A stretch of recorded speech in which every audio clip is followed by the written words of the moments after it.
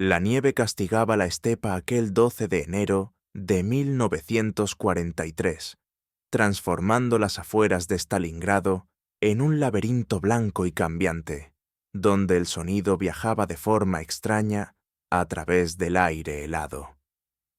Un tenue olor a aceite quemado flotaba desde un camión destrozado cercano, mezclándose con el aroma metálico que ascendía del fusil en las manos del sargento mayor Nikolai Anisimov. Con 52 años, se agachaba en una trinchera medio derrumbada que crujía bajo el peso del hielo. La espalda le dolía tras noches enteras sobre tablones congelados, pero su agarre permanecía firme, endurecido por décadas de servicio que ningún papeleo podía borrar. Un retumbo sordo llegó desde el horizonte, seguido por un destello anaranjado que rebotó sobre los montículos de nieve como chispas inquietas.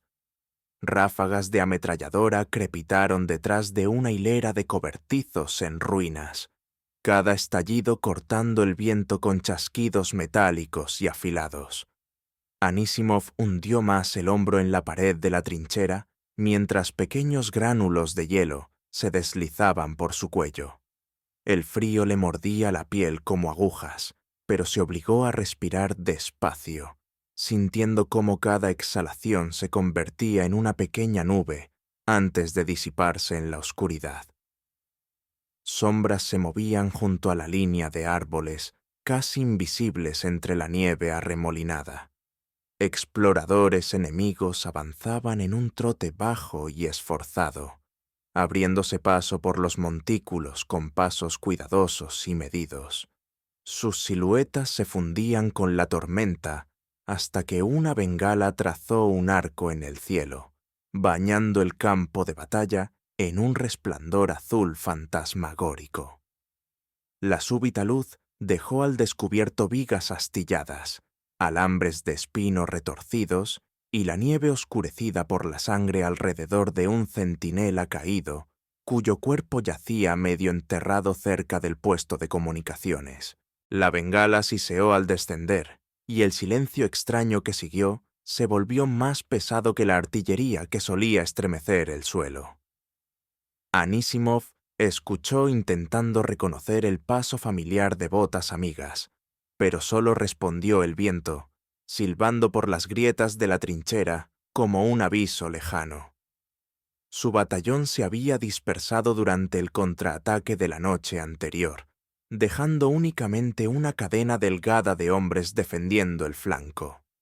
La mayoría eran reclutas jóvenes que habían desaparecido en la tormenta para llevar mensajes o buscar munición, y ninguno había regresado. Mientras la nieve se hacía más espesa, la patrulla enemiga entró en el borde exterior de la línea defensiva, moviéndose con mayor confianza a cada metro ganado. Anisimov levantó el fusil, sintiendo cómo el cuero rígido de los guantes raspaba la culata de madera. Un leve temblor recorrió su brazo, más por agotamiento que por miedo, aunque su vista se mantuvo clara. Distinguió el brillo metálico en el cinturón de un explorador y el lento giro de una lámpara de señales sostenida a ras del suelo. Una ráfaga de aire helado barrió la trinchera, arrastrando el rumor distante de motores. Aquel sonido insinuaba que una fuerza mayor se estaba reuniendo en la oscuridad, preparándose para aplastar lo que quedaba de la posición soviética, ya maltratada. Anisimov apretó la mandíbula mientras el primer explorador se detenía a apenas 20 metros, examinando la trinchera en busca de cualquier indicio de movimiento. Un solo aliento maldado podía delatarlo. Un disparo tardío podía condenar todo el sector. Su corazón dio un golpe único, lento y pesado, cuando alineó la mira. El viento cambió de nuevo, despejando la nieve lo justo para permitirle ver la siguiente oleada que avanzaba detrás de los exploradores. No había refuerzos a la vista. La munición estaba casi agotada, y el enemigo se acercaba con la paciencia de cazadores que creen que su presa ya ha dejado de resistir. Anisimov Inhaló, soportando el frío que cortaba su uniforme, como si fueran fragmentos de vidrio. Luego se preparó para disparar, plenamente consciente de que los siguientes segundos decidirían no solo su vida, sino el destino de cada soldado que aún se aferraba a aquella línea congelada. La tormenta que asfixió las trincheras en aquel enero había llegado tras semanas de un desgaste implacable. Batallones soviéticos enteros habían sido reducidos por el cerco, el hambre y los ataques nocturnos que dejaban los puestos de mando sepultados bajo techos destrozados y montones de escombros helados. Los informes que se deslizaban por radios de campaña dispersas hablaban de regimientos reducidos a apenas un tercio de su fuerza original, y los soldados que sobrevivían luchaban con una mirada vacía que revelaba meses sin descanso. Cada refugio olía a lana húmeda, cordita quemada y derrota. Anísimov había sido devuelto al servicio únicamente porque el frente exigía hombres con más rapidez de la que el cuartel podía clasificarlos. Su edad se suponía que debía mantenerlo en la retaguardia, pero ya no quedaba retaguardia alguna. La versión oficial insistía en que los reservistas mayores carecían de la resistencia necesaria para un combate prolongado, aunque al frente no le importaba la teoría. Engullía a todos sin distinción, y el sistema torcía sus propias reglas solo para mantener los fusiles ocupados. Los manuales del ejército seguían dictando redes defensivas rígidas, líneas de tiro rectas y rutas de retirada previsibles. Sobre el papel, aquellos esquemas parecían impecables, pero el campo de batalla los desmenuzaba en cuestión de minutos. Los grupos de infiltración alemanes aprovechaban cada hueco, deslizándose por vallas rotas, zanjas anegadas o muros de ladrillo derrumbados. Atacaban las trincheras por los flancos, evitaban los nidos de ametralladoras y cortaban los cables de comunicación antes de que algún oficial siquiera sospechara que el ataque había comenzado. Pelotones enteros desaparecían entre la niebla antes de que amaneciera sobre la estepa. Los soldados jóvenes se perdían en aquel caos que se desplegaba a su alrededor. La mayoría había sido entrenada en campos de desfile y no en campos de batalla, y cargaban sus fusiles con manos inseguras y vacilantes. Se estremecían ante cada retumbo, incapaces de reconocer si aquel sonido provenía de un blindado amigo o de otra andanada enemiga. Muchos caían por congelación antes de disparar un solo tiro, con los dedos pálidos y rígidos bajo manoplas empapadas. Mientras tanto, los convoyes de suministros rara vez alcanzaban intactos la primera línea. Los camiones ardían en carreteras lejanas, alcanzados por artillería que parecía acosarlos a lo largo de las llanuras heladas. Las cajas de munición llegaban medio vacías y los botiquines contenían poco más que vendas endurecidas por el hielo. La escasez de baterías dejaba mudos los teléfonos de campaña, obligando a los enlaces a cruzar terreno descubierto bajo el fuego de francotiradores, solo para entregar una frase de órdenes que con frecuencia llegaba demasiado tarde para ser útil. Anísimov percibió las grietas que se abrían mucho antes de que los oficiales admitieran que algo iba mal. Los mapas de patrulla quedaban desactualizados en cuestión de horas, y los puntos fortificados marcados como seguros a menudo se convertían en puestos enemigos al caer la noche. El frente se movía como un animal herido que intentara incorporarse, incapaz de estabilizarse tras tantos golpes seguidos. Cada derrumbe enviaba oleadas de pánico a las unidades vecinas que corrían a cubrir huecos con hombres que ni siquiera conocían el terreno que debían defender.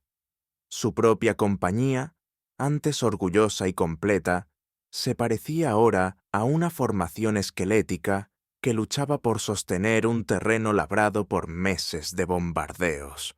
Los rostros cambiaban a diario. las voces desaparecían sin explicación. Las trincheras resonaban con los gemidos de los heridos, que no podían retirarse, porque no existían reservas para reemplazarlos. Las condiciones se volvían más crueles a medida que el frío se intensificaba, congelando la sangre derramada en vetas oscuras y brillantes sobre los tablones de madera. Cuando Anísimov alcanzó el sector que los informes del cuartel describían como estable, la verdad se alzó ante él como una burla amarga. Allí no había nada que se pareciera a la estabilidad. Su trinchera quedaba expuesta por 3 flancos, dominada por una cresta salpicada de fosas de tiro enemigas.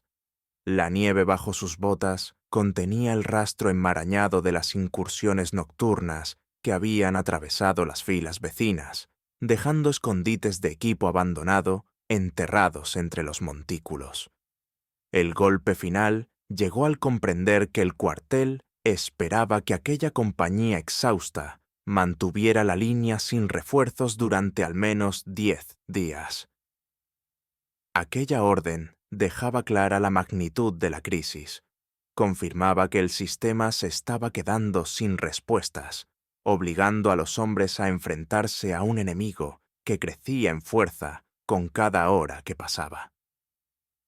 En aquella estructura que se desmoronaba, Anísimov era a la vez un vestigio y una necesidad, atrapado en una máquina de guerra incapaz de adaptarse a su propia desintegración. Y el enemigo, al percibir la debilidad, avanzaba hacia las grietas con una confianza creciente, cerrando el nudo alrededor de una línea defensiva ya estirada hasta su punto de ruptura. El patrón se reveló lentamente, emergiendo de noches que se mezclaban unas con otras bajo el constante aullido del viento invernal. Anísimov empezó a notar cómo las patrullas enemigas avanzaban siempre por el mismo corredor destrozado entre 2 granjas en ruinas. Sus botas dibujaban arcos idénticos en la nieve, como si el propio terreno dictara sus movimientos. Cada escuadra atravesaba el mismo barranco, pegada a sus paredes heladas, antes de desviarse hacia las trincheras. El ritmo de su avance parecía mecánico, casi predecible, pese al caos que rodeaba cada encuentro. Observó aquella rutina desde las sombras, agazapado tras vigas derrumbadas o montones de ladrillos chamuscados que aún olían débilmente a paja quemada. El frío hacía que sus articulaciones dolieran, pero el dolor jamás entorpecía su concentración. Cada detalle se grababa en su memoria: la duración de las pausas, el número de exploradores que precedían a la fuerza principal, el momento exacto de sus señales susurradas. Esas pequeñas pistas formaban un mapa invisible para los comandantes, que solo veían el campo de batalla a través de diagramas estáticos colgados en las paredes del cuartel. La doctrina oficial exigía que los soldados permanecieran dentro de posiciones defensivas fijas. Trincheras, búnkeres y franjas designadas de tiro se consideraban los únicos lugares seguros para un combate prolongado. Abandonar esas estructuras sin órdenes suponía arriesgarse a emboscadas, fuego amigo o sanciones disciplinarias. Los informes insistían en mantener líneas rígidas, incluso cuando la realidad demostraba que las posiciones estáticas atraían el desastre. Las escuadras enemigas aprendían su disposición con rapidez, se colaban por detrás o lanzaban granadas en aberturas que nunca cambiaban de lugar. Anísimov comprendió el fallo con creciente frustración. La brigada trataba la defensa como un rompecabezas ya resuelto, aunque el enemigo lo descifrara antes. Una línea que no se movía se convertía en una trampa para quienes la ocupaban. Los soldados jóvenes seguían las instrucciones al pie de la letra, aferrándose a la creencia de que el reglamento los protegería. Anísimov, endurecido por décadas de servicio, sabía que no era así. La obediencia sin adaptación solo producía cadáveres. Una noche, mientras recuperaba cuerpos tras un contraataque fallido, se agachó en el mismo barranco que el enemigo usaba una y otra vez.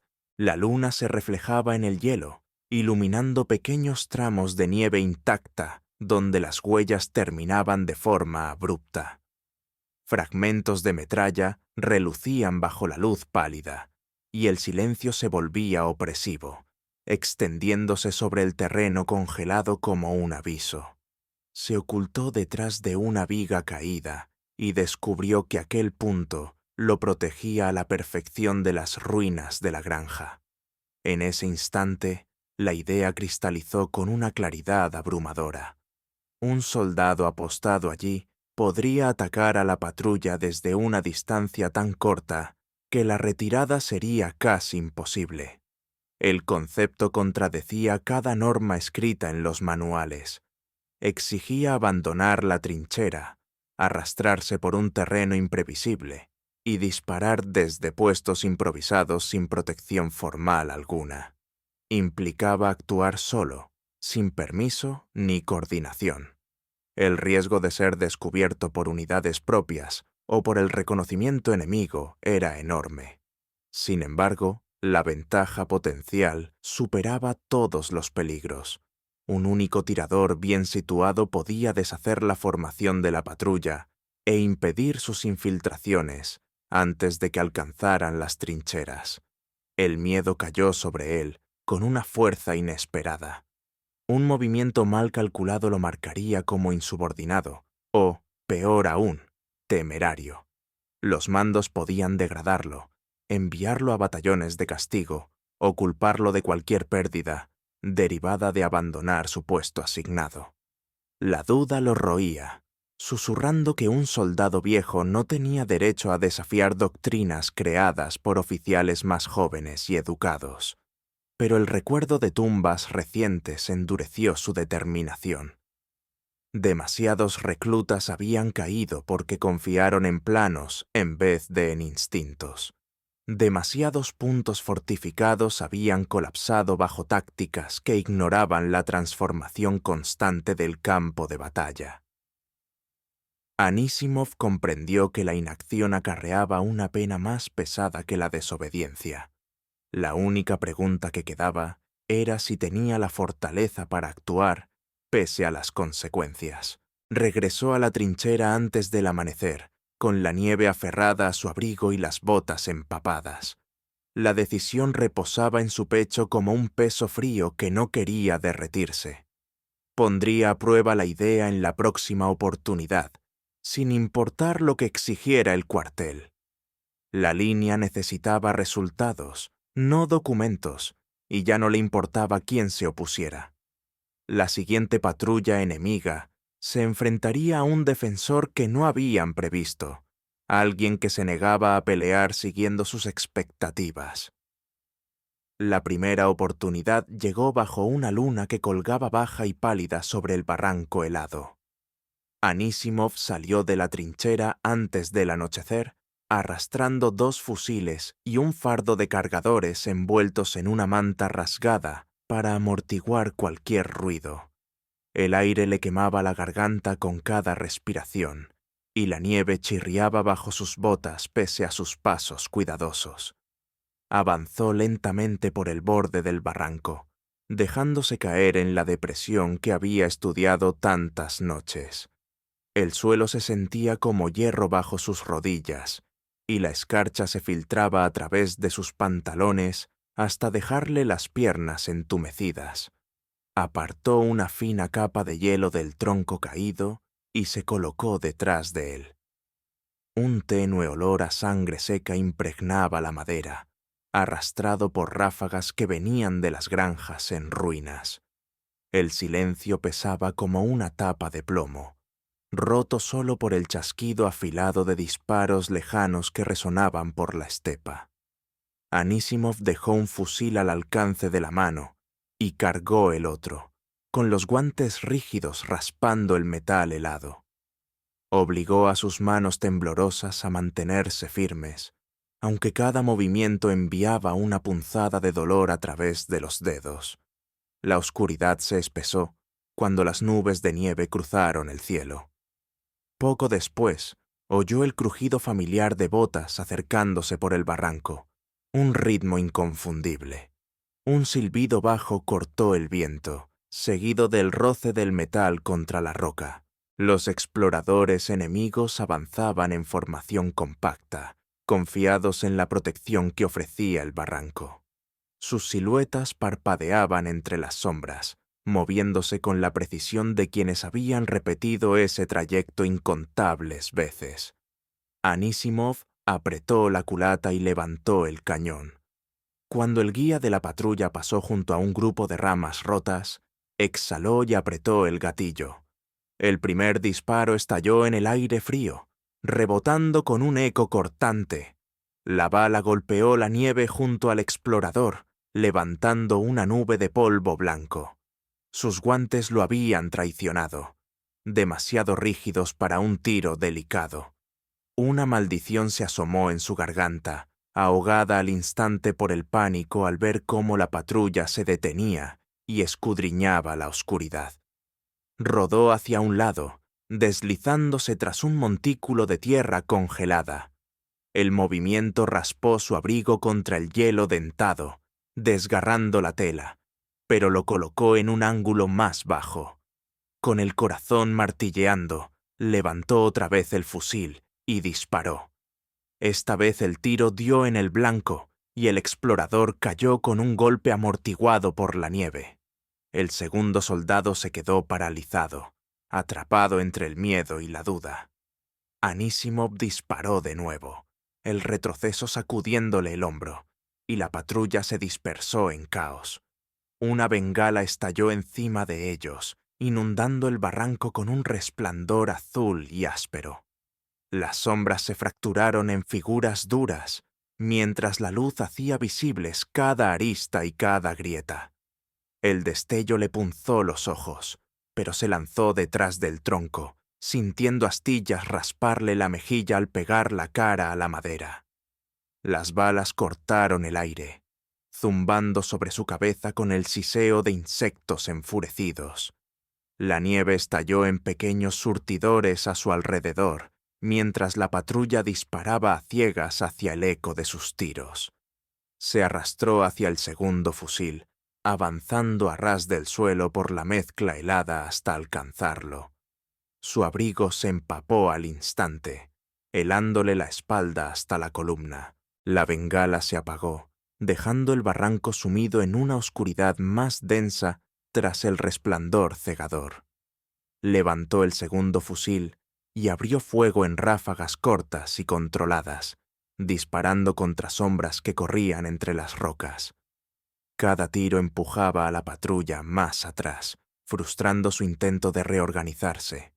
En cuestión de minutos, los exploradores supervivientes se retiraron hacia las granjas, lanzando avisos a camaradas invisibles. Anísimov permaneció inmóvil, escuchando cómo los pasos se desvanecían y cómo el viento arrastraba respiraciones entrecortadas. La nieve absorbió los últimos ecos, dejando solo el susurro de los copos, rozando su abrigo. La lucha terminó casi tan rápido como había empezado, pero el impacto cayó sobre él con un peso creciente. Su táctica no autorizada había funcionado, no con perfección, no con limpieza, pero sí con suficiente contundencia como para detener una patrulla que había atravesado su línea docenas de veces. El barranco ya no pertenecía al enemigo, ahora era suyo, y sabía que volverían furiosos y preparados. El éxito no trajo alivio, solo una conciencia más aguda del peligro. Había cruzado un umbral y ya no había marcha atrás. Los efectos de la emboscada de Anísimov se hicieron visibles antes del amanecer. Las patrullas enemigas, que antes recorrían el barranco con soltura practicada, ahora dudaban en sus bordes, examinando cada cresta en busca del tirador invisible que había quebrado su confianza. La nieve mostraba senderos interrumpidos de forma abrupta, como si los exploradores se lo pensaran 2 veces a mitad de paso. Los comandantes de las trincheras cercanas notaron la repentina disminución de intentos de infiltración y comenzaron a preguntar cómo un solo sector había pasado de escaramuzas frenéticas a un silencio inquietante. Cuando Anísimov regresó a su unidad, aún con escarcha pegada al abrigo, los soldados jóvenes lo miraron con una mezcla de alivio e incredulidad. La noticia corrió rápido, extendiéndose por refugios semienterrados, como un rumor demasiado prometedor para ignorarlo. Los oficiales lo llamaron para pedir explicaciones, y él se arrodilló junto a un farol para trazar diagramas toscos en la tierra. Señaló arcos de tiro, puntos ciegos y los estrechos embudos que canalizaban a las patrullas enemigas hacia rutas previsibles. La llama temblaba sobre las líneas grabadas, intensificando la urgencia de su voz. Los bocetos contradecían la doctrina estándar, pero sus resultados eran innegables. Los comandantes más jóvenes comenzaron a copiar los diagramas en pedazos de cartón arrancados de cajas de raciones y los repartieron entre pelotones que apenas tenían munición de sobra. El cambio empezó de forma discreta. 2 o 3 soldados salían al anochecer para cavar pozos poco profundos, cerca de las rutas de abastecimiento, poniendo a prueba la idea sin pedir permiso. Montículos de nieve aparecieron durante la noche en patrones desconocidos hasta entonces, formando una cadena dispersa de posiciones ocultas por todo el sector. Los ingenieros se unieron al esfuerzo sin recibir órdenes oficiales. Cavaron pequeñas fosas con herramientas de zapador, ampliándolas solo lo justo para permitir que un soldado pudiera girar y disparar. La tierra congelada se desprendía en fragmentos quebradizos que brillaban bajo la luz de las lámparas. El olor de la tierra removida se mezclaba con el aroma frío de la madera de pino desprendido de vigas rotas. Los hombres trabajaban rápido, impulsados por la certeza de que las patrullas enemigas podían aparecer en cualquier momento. Los encargados de suministros, que rara vez manejaban algo más que latas de raciones y botas, descubrieron una creatividad inesperada. Extraviaron cajas de munición de fusil, redirigiéndolas hacia compañías que necesitaban cargadores adicionales para las posiciones avanzadas. Ningún documento registró esos traslados, pero nadie cuestionó la súbita abundancia de balas en unidades debilitadas que la semana anterior apenas podían llenar un cartucho. Incluso los puestos médicos contribuyeron proporcionando mantas de repuesto para amortiguar el ruido del equipo. A medida que el sistema se adaptaba, nuevos problemas surgieron con igual rapidez. Las tormentas de nieve enterraban las fosas, recién excavadas cada noche, obligando a los soldados a desenterrarlas antes de la siguiente patrulla. Algunos oficiales se resistieron al cambio, insistiendo en que desviarse del manual conducía al desastre y fragmentaba la coherencia de la línea defensiva. Sus objeciones llevaban el peso del rango, pero su credibilidad se erosionaba con cada contraataque fallido que lanzaban siguiendo la doctrina. Los hombres escuchaban con respeto, luego regresaban a los barrancos y a los bordes del bosque, donde la supervivencia dependía de la iniciativa y no de instrucciones. Anísimov se movía entre estas posiciones en evolución, evaluándolas con el ojo de un artesano que perfecciona su propia obra. Se arrastraba dentro de las fosas para probar los ángulos de visión. Corregía montículos que proyectaban sombras demasiado visibles y aconsejaba a los soldados reposicionar sus puestos según las nuevas huellas dejadas por exploradores enemigos. Cada ajuste afinaba el perímetro, convirtiendo el sector en una red de puntos de tiro imprevisibles en lugar de una sola trinchera frágil. La tensión aumentó cuando el reconocimiento enemigo se adaptó. Sus patrullas se volvieron más cautelosas, pero también más numerosas, tanteando en busca de debilidades en el nuevo paisaje defensivo. Las bengalas iluminaban siluetas desconocidas en la nieve, revelando fosas donde antes no había ninguna. Los oficiales alemanes reaccionaron primero con sospecha, luego con furia, convencidos de que una fuerza mucho mayor se ocultaba tras aquel cambio repentino. A pesar de la resistencia creciente en ambos lados del frente, la transformación se afianzó. Lo que había comenzado como una idea sin autorización se extendió por la compañía, luego por el regimiento, impulsado por la desesperación y alimentado por los resultados. La línea defensiva dejó de parecerse a la cuadrícula rígida impresa en los manuales.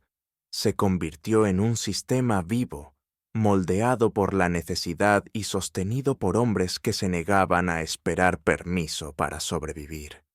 Y en el centro de este cambio estaba Anísimov, plenamente consciente de que el enemigo probaría muy pronto aquellas nuevas posiciones, con una fuerza mucho mayor que simples patrullas dispersas. El asalto decisivo comenzó poco antes del amanecer del 28 de febrero de 1943, cuando una niebla densa se extendió por la estepa y envolvió los barrancos en un sudario frío y pálido. La bruma se aferraba al suelo como lana húmeda, llevando consigo el olor a gases diésel que flotaba desde motores ocultos más allá de la línea de árboles. Anísimov se agachó dentro de su puesto avanzado, sintiendo cómo la escarcha se filtraba a través de su abrigo mientras apoyaba el hombro contra la tierra congelada. El silencio parecía antinatural, tenso como un alambre a punto de romperse. Una vibración distante surgió dentro de la niebla, débil al principio, luego más pesada, orugas metálicas rechinando sobre el hielo, acompañadas por órdenes apagadas. El enemigo había desplegado transportes blindados por primera vez en semanas. Sus siluetas aparecieron como formas oscuras, flotando dentro de la niebla, seguidas por infantería que avanzaba en líneas escalonadas. La nieve crujía bajo decenas de botas que se movían con una coordinación inquietante. Anísimov controló su respiración, saboreando el gusto metálico de la adrenalina en el fondo de la garganta. Esperó hasta que los soldados de vanguardia entraron en el estrecho embudo que había trazado con tanto cuidado. Sus cascos brillaban débilmente en la bruma, iluminados por destellos de lámparas de señales que los guiaban hacia adelante. Creían que el barranco estaba desprotegido. Las trincheras del regimiento habían permanecido inquietantemente silenciosas durante la noche, dando la ilusión de un colapso. Anísimov levantó el fusil, sintiendo la madera temblar contra su palma, y aguardó el momento exacto en que la formación se estiró hasta su punto más vulnerable. La primera descarga estalló desde su puesto, con un eco seco y cortante que destrozó la quietud. 3 soldados cayeron al instante, sus cuerpos hundiéndose en la nieve con golpes suaves y apagados. La confusión se propagó por la línea enemiga, mientras los hombres se dispersaban hacia las rocas, sin saber de dónde venían los disparos. Gritos llenaron el barranco, rebotando contra las paredes heladas en estallidos caóticos. Anísimov cambió de posición, rodando hacia un segundo punto de tiro y lanzando otra ráfaga rápida que alcanzó a soldados que intentaban reorganizarse. Los motores blindados rugieron, impulsando los transportes hacia adelante con un avance abrasador. La niebla se abrió por un instante, revelando cascos de acero cubiertos de escarcha. Ametralladoras cosieron el suelo alrededor del puesto de Anísimov, levantando tierra helada que le azotó el rostro. Se agachó detrás del tronco, sintiendo astillas calientes clavarse en su mejilla. El aire se llenó del olor de lubricante quemado mientras los transportes giraban hacia su posición, sin saber que el puesto había sido abandonado. Se arrastró hasta un tercer nido que había cavado antes, deslizándose a través del barro helado que empapó sus guantes. Sus dedos ardían mientras el frío se infiltraba en cada articulación. Una ráfaga estalló detrás de él, golpeando el puesto que había dejado tan solo unos segundos antes. La nieve estalló hacia arriba en una columna violenta, cubriéndolo con fragmentos congelados.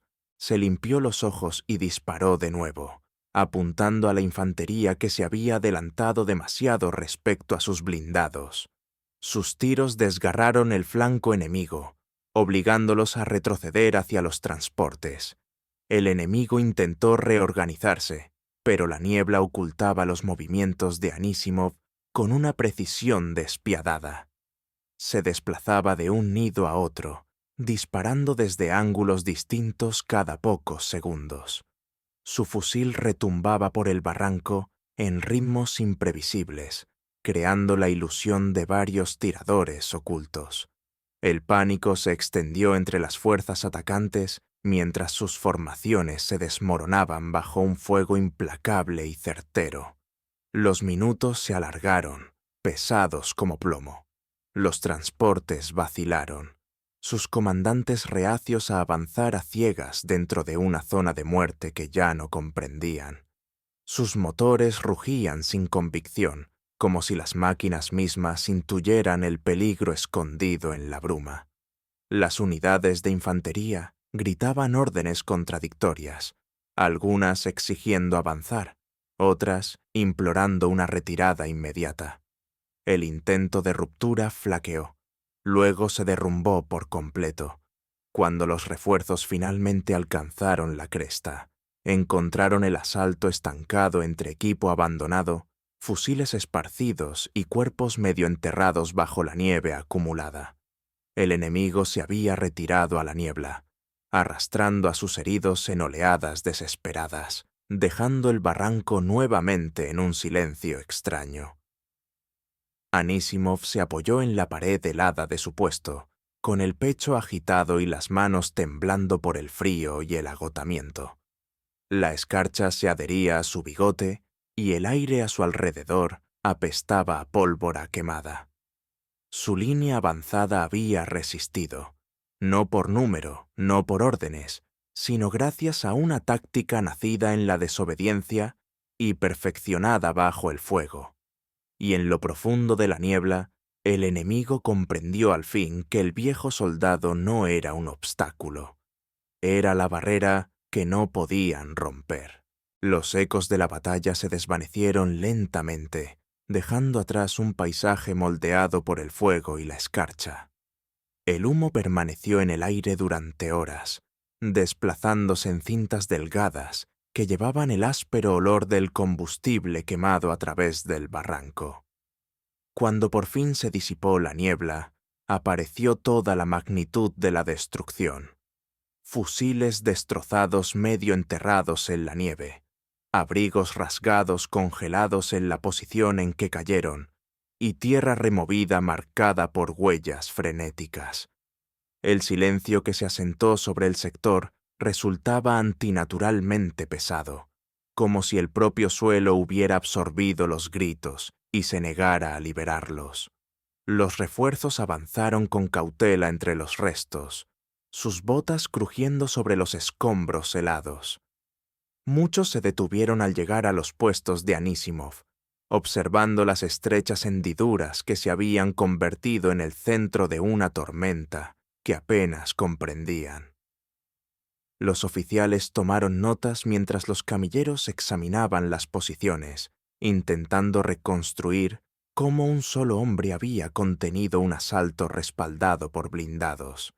Su incredulidad crecía con cada paso. Rastrillos de sangre, casquillos vacíos y marcas de arrastre narraban una historia de caos invertido, un ataque obligado a retroceder mediante precisión, no mediante números. Anísimov permaneció apartado del resto, apoyado en el borde de su puesto, mientras el agotamiento palpitaba en su cuerpo. Las manos le temblaban sin control, aunque el frío no bastaba para explicarlo. La batalla lo había vaciado de una forma que ningún informe podría plasmar. Sentía la punzada en los hombros tras cada retroceso del fusil, el escozor del aire helado en la piel agrietada y el latido sordo detrás de los ojos tras horas de vigilar a través de la niebla fluctuante. La victoria no traía orgullo, solo dejaba peso. Los comandantes lo llamaron en cuestión de horas. La tienda olía a lana húmeda y queroseno, iluminada por un farol que titilaba cada vez que el viento presionaba la lona. Había informes esparcidos sobre una mesa plegable, firmados por oficiales que intentaban conciliar cifras que parecían imposibles. En 82 días de combate, el sargento mayor había registrado 309 bajas confirmadas. Ningún francotirador había logrado un número así en ese sector. Ningún equipo de ametralladoras se había acercado. Sin embargo, el responsable estaba ante ellos con las mejillas quemadas por el frío, los labios agrietados y una postura marcada por el cansancio más que por el orgullo. Le hicieron preguntas sobre distancias, ángulos y condiciones meteorológicas, buscando exageraciones o errores. Anisimov respondió en voz baja, describiendo los hechos sin adornos. Su tono era plano, el de un hombre que relata deberes cumplidos, no hazañas. Cada frase revelaba otro detalle de una batalla librada en frío cortante y niebla asfixiante, donde cada disparo exigía una concentración absoluta. Los oficiales intercambiaron miradas, comprendiendo que la línea había resistido, porque un solo soldado se negó a derrumbarse junto con el sistema que se desmoronaba a su alrededor.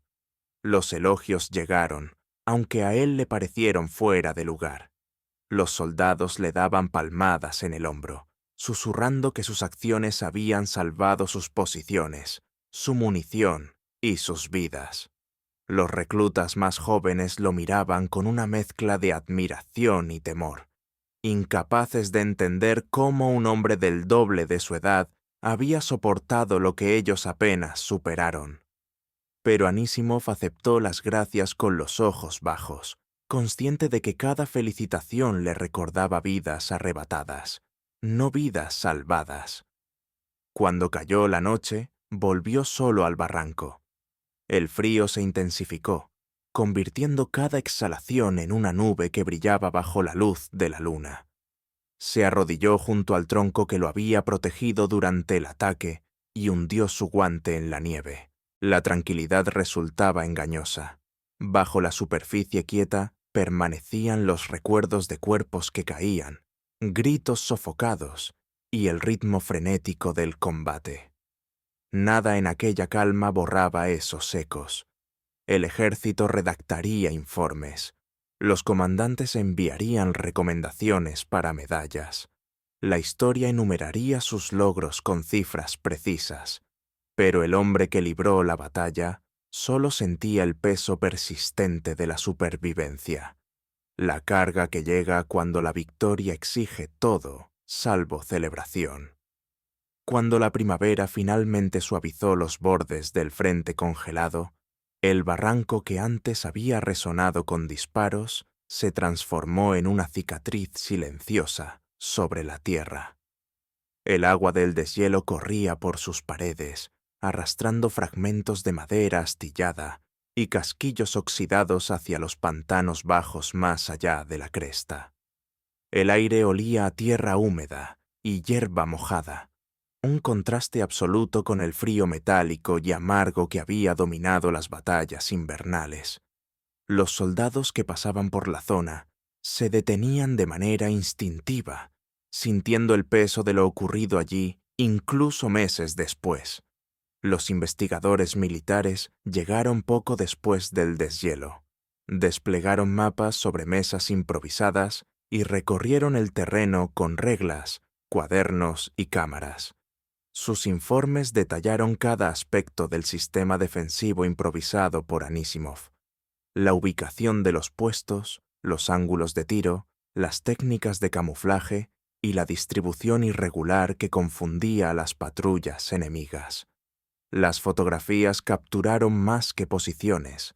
Documentaron la creatividad de un soldado que se negó a obedecer una doctrina obsoleta.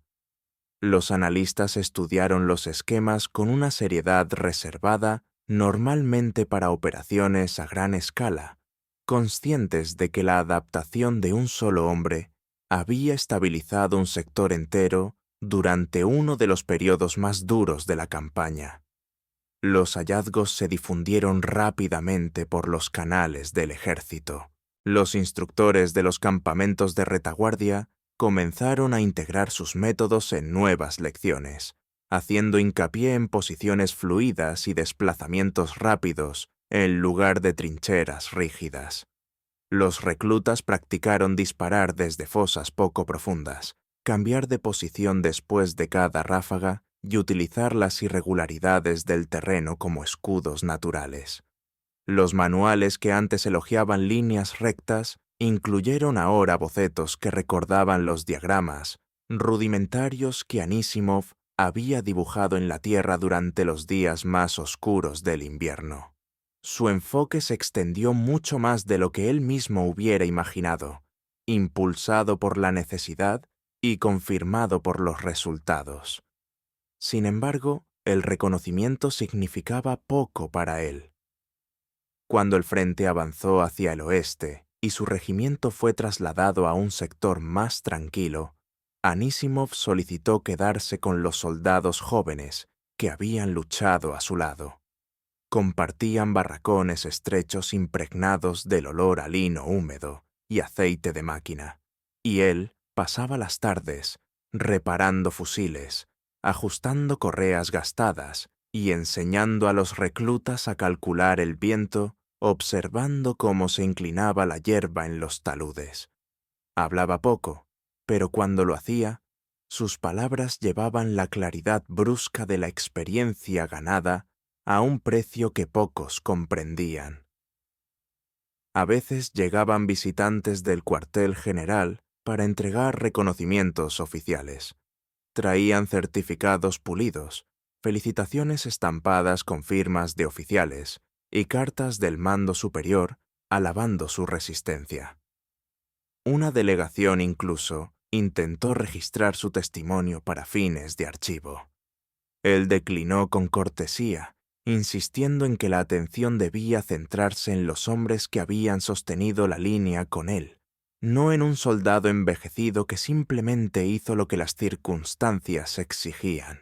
Los oficiales se marcharon con inclinaciones respetuosas, conscientes de que ningún premio podía capturar la profundidad de lo que había soportado aquel invierno. Con el paso de los años, su historia se transformó en algo más silencioso, pero igual de poderoso.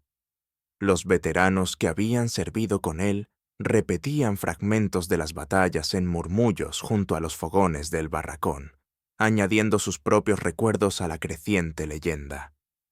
La generación más joven escuchaba esos relatos como ecos lejanos, sin saber si las historias amplificaban la verdad. Pero todo soldado que había visto el barranco durante el deshielo sabía que la realidad no necesitaba adornos. Los museos acabaron exhibiendo algunos de sus objetos recuperados: un fusil maltrecho con la empuñadura gastada, un abrigo marcado por la congelación que aún conservaba un tenue olor a humo, y un boceto descolorido que mostraba la disposición de sus puestos avanzados. Los visitantes observaban estos restos en silencio respetuoso, sin saber que el hombre detrás de ellos nunca había buscado atención. Su legado no vivía en discursos ni en monumentos, sino en las prácticas transmitidas a los soldados que aprendieron a sobrevivir, adaptándose en lugar de obedecer a ciegas. Al final, el barranco sobrevivió a la batalla. La hierba cubrió las fosas, la nieve llenó las grietas cada invierno, y el tiempo suavizó la violencia grabada en el terreno. Pero bajo la tierra permanecía la huella callada de un soldado que se negó a desvanecerse en el trasfondo de la guerra. Sus actos moldearon doctrina, salvaron incontables vidas y dejaron una marca más profunda que cualquier medalla. Y cuando el viento cruzaba la cresta, agitando la hierba en olas suaves e irregulares, llevaba consigo el último rastro de su historia, un legado construido no sobre la gloria, sino sobre la resistencia, la determinación y una sola decisión inquebrantable tomada en el corazón del invierno.